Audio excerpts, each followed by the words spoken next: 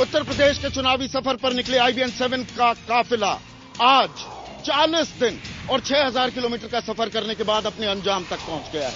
नमस्कार, मैं हूं संदीप चौधरी। मैं हूं सूबे के सबसे बड़े जिले लखीमपुर खीरी में। लखीमपुर खीरी की एक तहसील है पलिया कलां, वहां पर मैं हूं और यह तहसील भी सूबे की सबसे बड़ी तहसील है। इसी जिले में दुधवा नेशनल पार्क भी आता है। अब इलाका इतना बड़ा है तो यहां की समस्याएं भी बड़ी बड़ी हैं।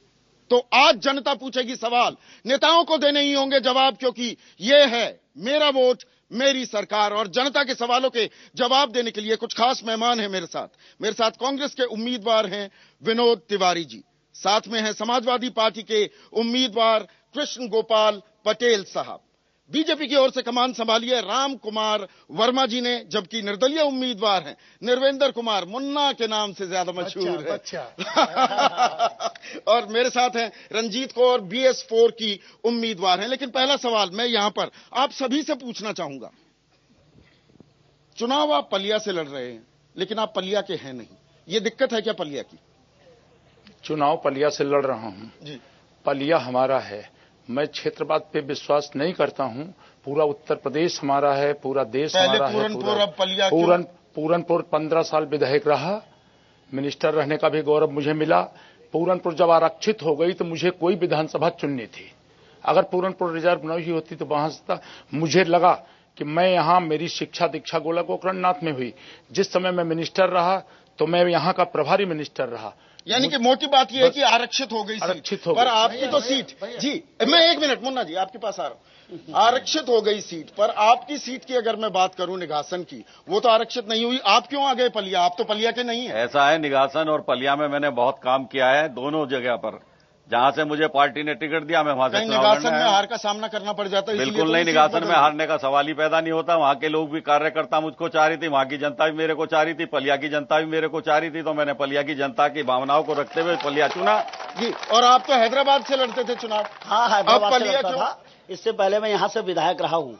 मैंने इतना विकास का काम किया है इस क्षेत्र में कि इस क्षेत्र की जनता मुझे आज भी याद करती है और विकास के नाम पर वो इस बार मुझे चुनना चाहती है। इसलिए जनता के आग्रह पर, जनता की अपेक्षाओं के अनुसार उसके काम पर खरा लोगों ने कहा कि नहीं, वर्मा जी यहाँ पर आइए, हमारा भला कीजिए। जी हाँ मुन्ना, ये दुर्भाग्य है क्या पलिया का कि पलिया के लोग पलिया के विधायक नहीं बनते हैं?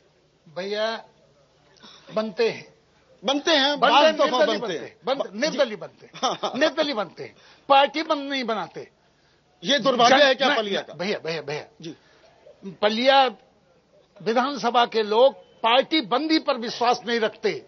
ये लोग जब पार्टी बंद लोग बाहर से आके ताल ठोकते हैं तो कोई ना कोई बच्चा निकलता है कि आओ आओ, और तब ये कहता है कि पार्टी बंदी नहीं चलेगी, गुणदोष के आधार पर नहीं। क्या ये दुर्भाग्य है? मैं यहाँ लोगों से पूछना चाहूंगा, क्या ये यहाँ पर आप तो शायद वोट भी नहीं डाल पाएंगे लेकिन पलिया के लोग पलिया के विधायक नहीं बन पाते? जी हाँ, ये आप बात बिल्कुल। मैं विनोद तिवारी से सवाल पूछना चाहता हूँ। वो पूरनपुर से यहाँ आए, पहले वो भाजपा के थे, वो कांग्रेस में है। जब भाजपा के थे तो बोलते थे कांग्रेस बहुत बेकार, जब कांग्रेस में आए तो बोले भाजपा बेकार है। तो आखिर चाहते क्या है? मैं यहाँ पर कुछ और लोगों से और कुछ सवाल पूछना चाहेंगे। आप पूछना चाहते हैं? कौन सवाल पूछेगा? जी, मैं कांग्रेस के विनोद तिवारी जी से क्वेश्चन पूछना चाहता हूं कि ये एरिया बाढ़ पीड़ित रहा और कांग्रेस के लोगों ने यहाँ पे क्या काम किया, क्योंकि सेंटर पे कांग्रेस की गवर्नमेंट है और क्योंकि सेंटर ही इस बाढ़ को बचा सकता था और पूरनपुर के ये विधायक भी रहे। पूरनपुर भी उस एरिया में आता है कि बाढ़ पूरा ये बाढ़। और मैं यहाँ पर बता दूं अपने दर्शकों को, ये बड़ा सुंदर मैदान दिख रहा है स्कूल का, ये भी पानी से लबालब भर जाता है थोड़ी सी यहाँ पर बरसात अगर आती है। और इस इलाके से दो सांसद हैं, दोनों कांग्रेस के जी। जफर अली नकवी की अगर मैं बात करूं, आपने क्या किया बाढ़ को लेकर? बड़ा नारा दिया था 2009 मैं इस बारे में कहना चाहता हूं कि कांग्रेस के हमारे दोनों सांसदों ने 54 करोड़ रुपया यहां से बाढ़ से बचाव के लिए लाए। झूठी बात है, वर्मा जी गलत बात है। 54 करोड़ रुपया दिया, 19 करोड़ रुपया एक आया, 7 करोड़ रुपया एक आया, बिल्कुल झूठी बात है।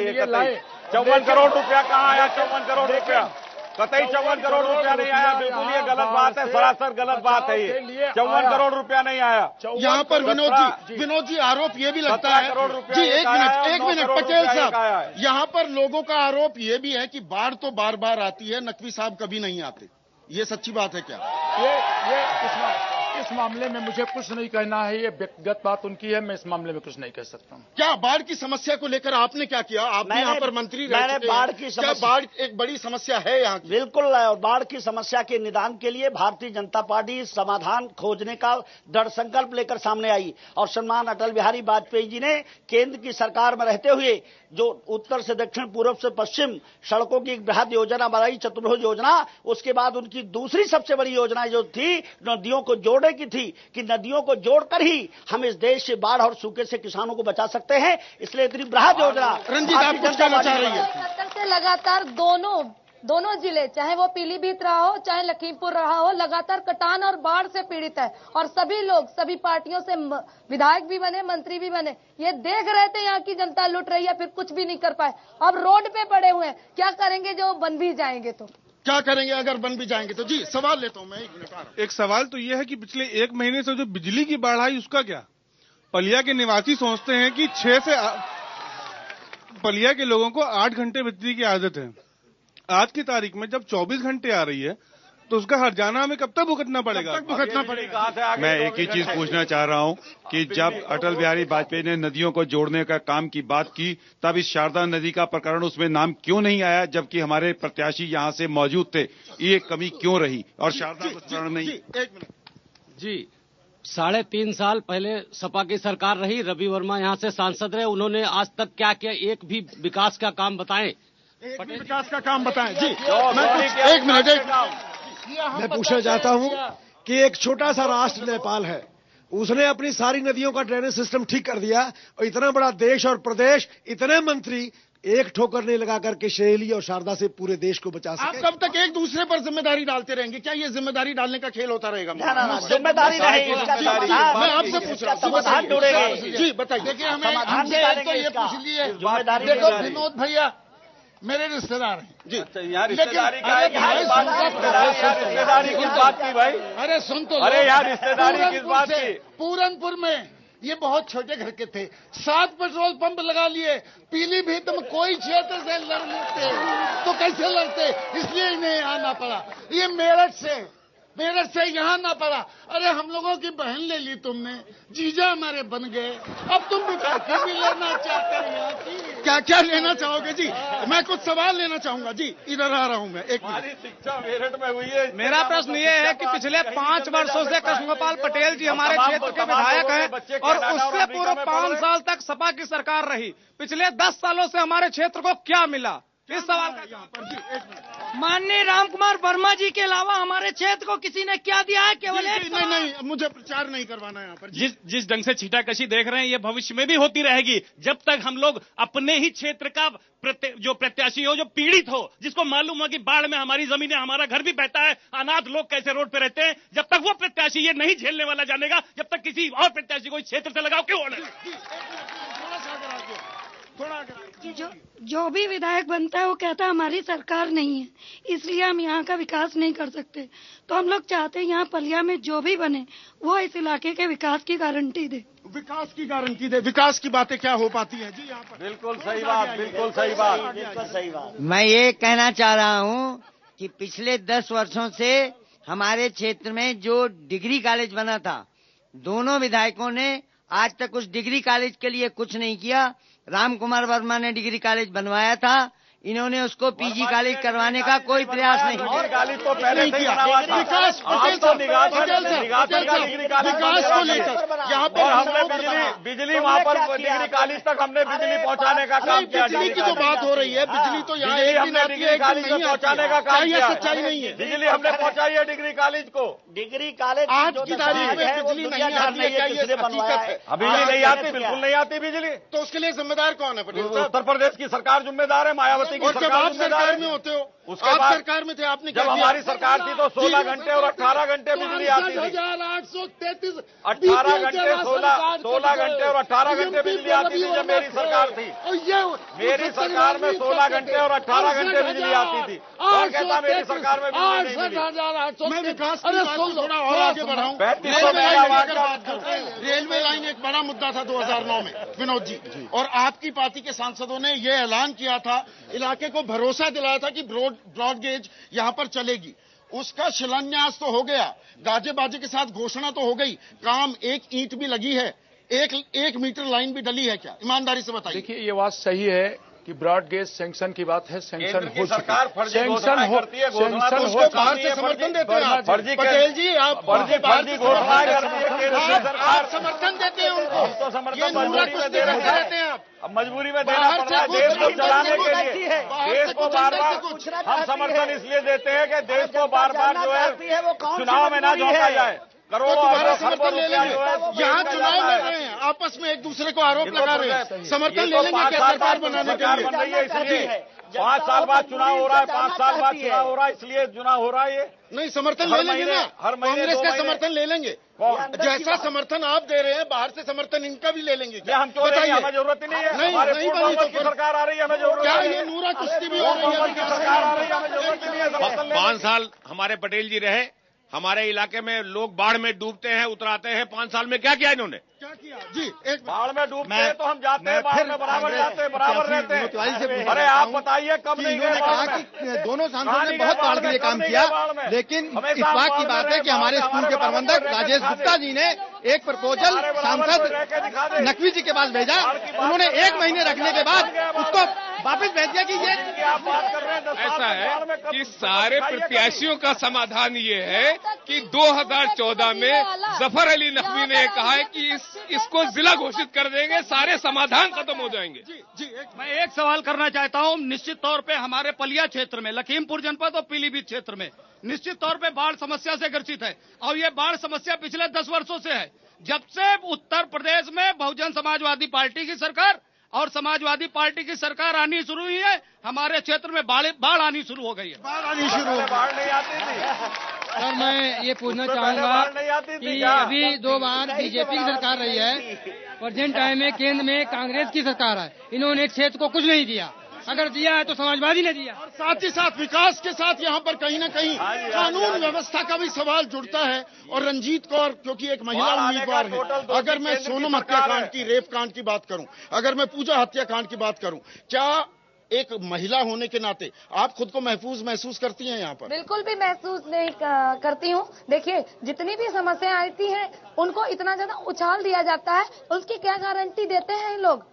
कराते तो यही लोग हैं। ये जब इस तरह के बलात्कार केस आते हैं तो उनको बिल्कुल ध्यान से उनको देखा जाए, उनको पूरी तरीके से उनको सर्च किया जाए। सर्च किए बिना ही ये लोग उस मामले को इतना ज्यादा उछालते हैं, पैसे बरसाते हैं।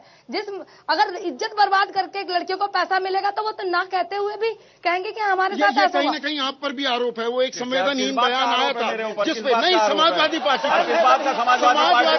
पर मुलायम सिंह यादव आपके मुखिया ने कहा कि जो रेप पीड़ित महिलाएं हैं उनको सरकारी नौकरी दी जाएगी। बाद में वो पलट गए, लेकिन क्या इस मामले में राजनीतिक संवेदनहीनता भी दर्शाती है? ऐसा कोई स्टेटमेंट नहीं था मुलायम सिंह जी का। क्या महिलाएं महसूस महिलाओं के साथ रेप उत्तर प्रदेश में बहुजन समाज पार्टी के राज में सबसे ज्यादा महिलाओं का रेप हुआ जब महिला एक मुख्यमंत्री होते हुए।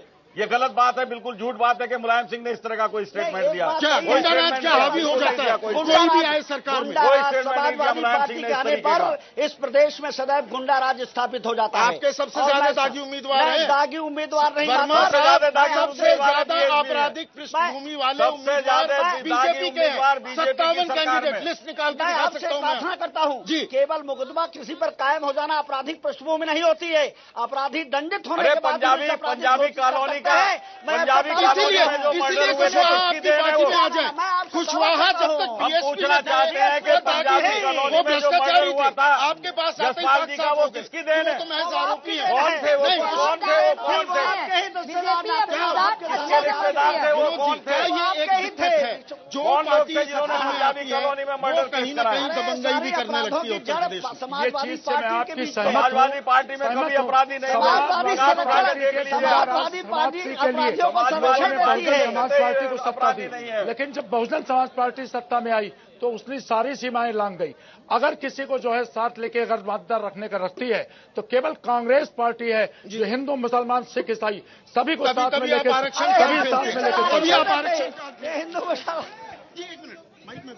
मैं सतीश अग्रवाल जिला महामंत्री व्यापार मंडल। यहाँ पे कांग्रेस के भी विधायक हुए, सापा हुए, भाजपा हुए, उन्होंने अपना विकास तो किया, इस इलाके में एक ईंट नहीं लगाई, हमें तहसील दी, हमें डिग्री कॉलेज दिया, हमें रोडें दी, बीजेपी की सरकार ने दी। बीजेपी की सरकार में कोई रोड नहीं बनी, एक रोड बना दे। बीजेपी की सरकार ने एक रोड बना दे, अगर सरकार की रोड है, अरे तुम्हारा उसमें कोई योगदान नहीं है। एक रोड नहीं दी बीजेपी की सरकार में, अगर 1 किलोमीटर का रोड बनवाई हो वर्मा जी ने, वर्मा जी ने 1 किलोमीटर रोड अपने टाइम पे सारे रोड हमारी मैं विनोद तिवारी जी से पूछना चाहता हूं कि पूरनपुर में जब विधायक थे चीनी मिल बंद हुई और इनके पैतृक गांव कुरैया में रेलवे स्टेशन हाल्ट बना दिया गया, इनकी केंद्र में सरकार है, यहाँ क्या इलाज कर रहे हैं? जी प्लीज, आप जितने लोग खड़े हैं, एक मैडम रंजीत कौर जी को छोड़ के आप सभी लोग विधायक रह चुके हैं।